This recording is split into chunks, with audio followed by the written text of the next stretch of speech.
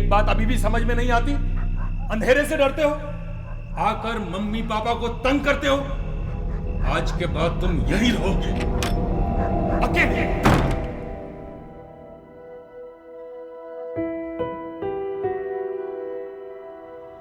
Straight down the ground, gets off the mark in great style here. Washington Sundar.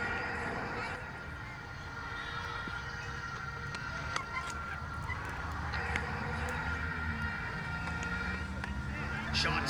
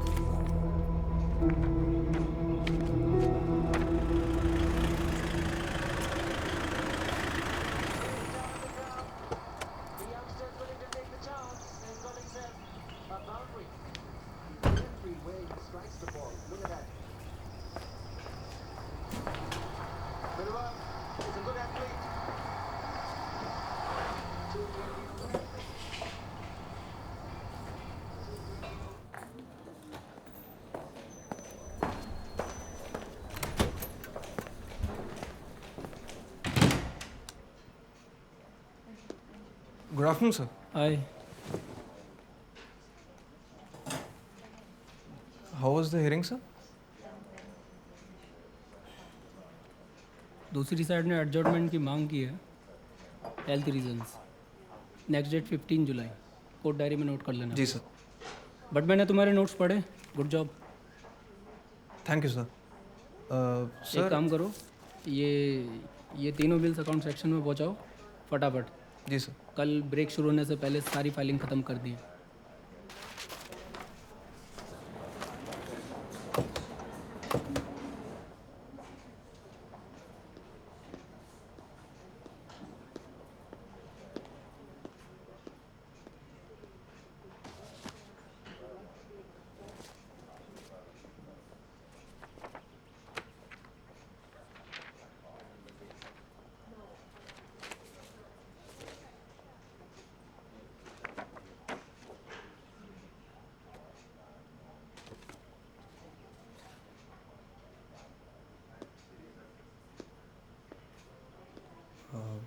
Sir, I wanted to discuss something with you, sir. इसकी 3 copy. ये Channo Mehta versus कमल दास case से related है।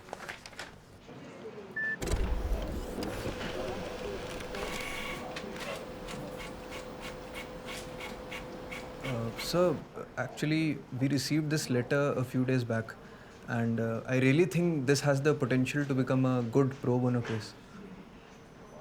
Coffee? Sorry? Black coffee तुम पियोगे ना? No, sir. मेरे लिए बनाना, पानी ज़्यादा गर्म नहीं।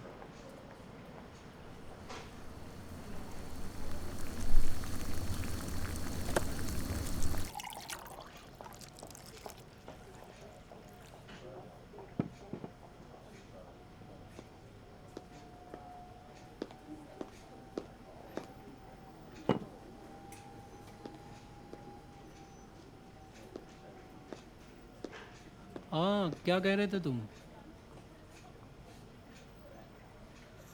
सर, जो केस जिसके बारे में बात कर रहा था वो मेंटल असॉल्ट से रिलेटेड है, and I think that this could be really big for a firm, sir.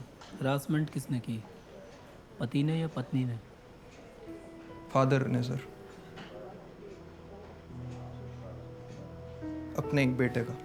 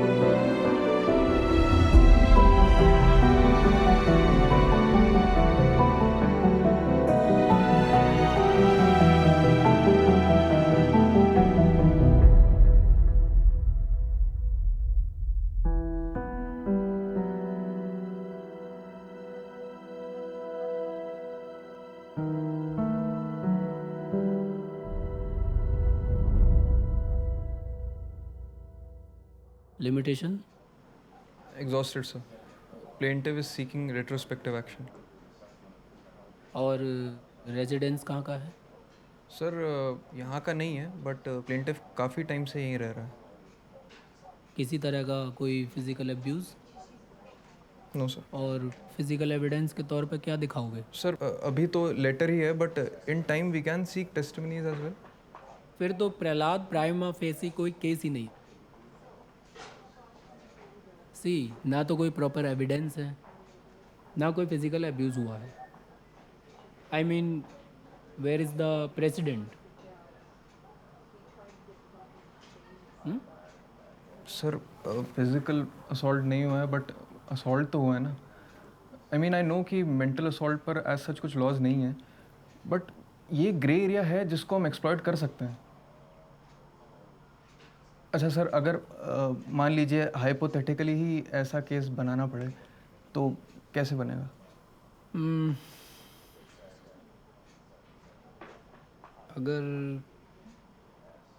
अगर केस बना तो सिविल ही बन सकता है. सर एक मिनट सर, ये देखिए.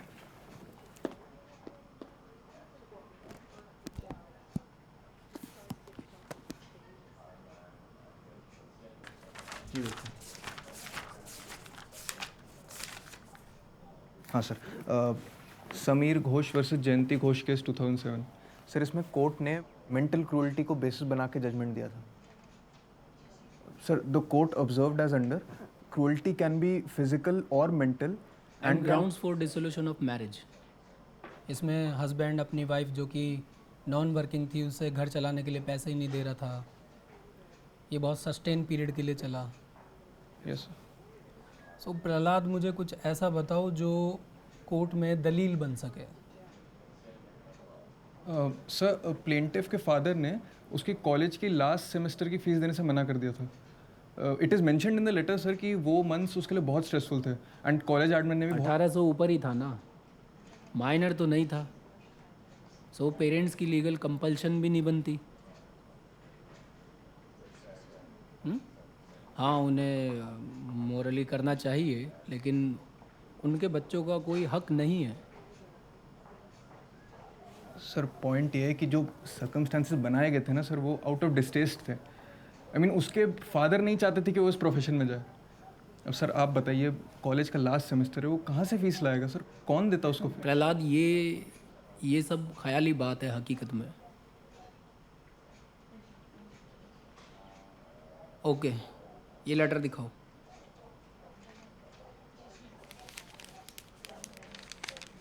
सर इसमें साफ साफ लिखा है कि कैसे उसके फादर की वजह से उसकी सेल्फ एस्टीम बहुत लो हो गई, एंड उसमें इतना ट्रॉमा इम्पार्ट होगा कि कोई भी सस्टेन्ड रिलेशनशिप उसकी लाइफ में ही नहीं बचा.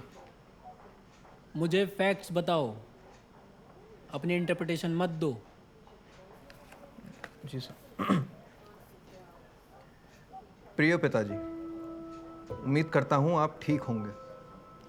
अभी तक की मेरी तमाम कोशिशों में से ये मेरी पहली और आखिरी कोशिश होगी आपसे अपने दिल की बात कहने की.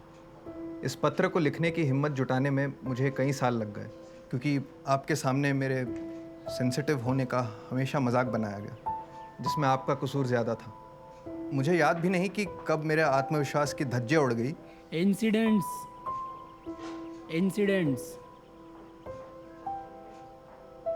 जी सर, आप पिता के रूप में मेरे लिए बहुत कठोर रहे.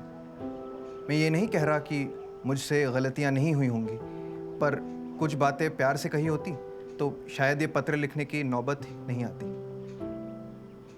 जैसे एक बार मैं प्यास से ज़ोर ज़ोर की रो रहा था, कुछ जानबूझकर और कुछ आपसे माँ जैसी आत्मीयता की उम्मीद में, मगर आपको ये पसंद नहीं आया. एक बात समझ में क्यों नहीं आती? आपने मेरा हाथ पकड़कर बालकनी में खड़ा कर दिया.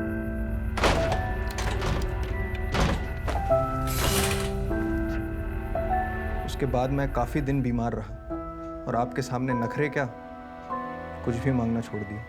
इस घटना से मुझे ऐसा मानसिक आघात पहुंचा कि मुझ में आपको लेकर एक इतना बड़ा खौफ बन गया जो मैं आज तक अपने साथ लेकर चलता हूँ.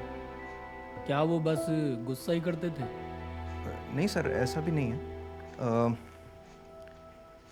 हाँ, जब कभी मैं बीमार पड़ता था तो आप चुपचाप मेरे कमरे के पास आकर मुझे देखते थे, चिंता में मेरे सिर पर ठंडे पानी की पट्टी करते थे। या जब कभी कभार गर्मी ज़्यादा पड़ती थी तो आप मेरे लिए मम्मी से छुपाकर मेरी फेवरेट आइसक्रीम लाया करते थे। ऐसे में मुझे लगता था कि मैं आपको गलत समझ रहा हूँ। शायद गलती मेरी तरफ से ही है। शायद आप अपने तरीके से मुझसे प्यार करते हैं, मगर जैसे जैसे मैं बड़ा होता गया ये सारी चीज़ें गायब सी हो गई और आपकी नाराज़गी मुझसे और बढ़ती गई। आपको याद है मेरा वो पहला दोस्त बाबू, जो बाकी बच्चों जैसा नहीं था? आप उसे बिल्कुल पसंद नहीं करते थे। याद है जब मैंने उसे घर बुलाया था सबसे मिलवाने के लिए और दिखाने के लिए कि वो कैसे अपने मुंह से तरह तरह की आवाज़ें निकालता था, कभी ट्रेन की, कभी जानवर की। सब कितने खुश थे, पर आपने आते ही सब खराब कर दिया।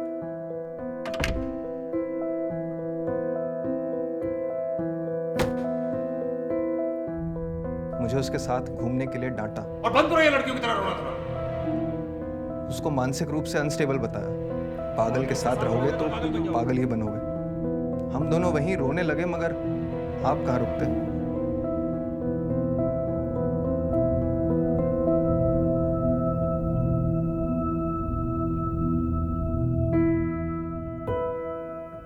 बुरा मुझे इस बात का नहीं लगा कि आपने डांटा, मगर उस दिन के बाद से मैं उसको आपकी नज़र से देखने लगा। और शायद यही कारण रहा कि मेरे ज़्यादा दोस्त नहीं बन पाए, क्योंकि मुझे लगता रहता था कि उनको आप अप्रूव नहीं करोगे, और आपका अप्रूवल तो। प्रहलाद, ये क्या मेरा मैं लगा रखा है? लेटर किस नाम से है? सर, इट अनोनिमस है सर। तो तुम्हारा दिमाग खराब है? टाइम की कोई वैल्यू है तुम्हें? कितनी देर से लेटर पुश किए जा रहे हो तुम? गुमनाम 4 पन्नों पे कोई कुछ भी लिख देगा तो उसे केस का बेस बना लेंगे क्या हम? सर वो व्हाट? सर मैंने लेटर पढ़ा था तो मुझे लगा था कि। तो मेरा टाइम क्यों वेस्ट कर रहे हो? We have 1,000 things to do.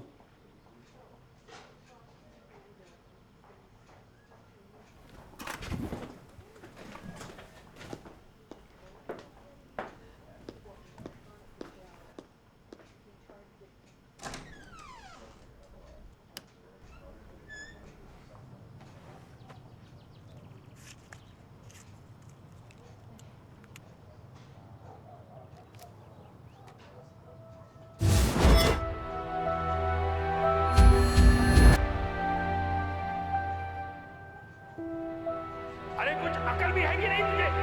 अब वापस इस डॉक्यूमेंट्स को लेके आना पड़ेगा। सारा नुकसान कर दिया।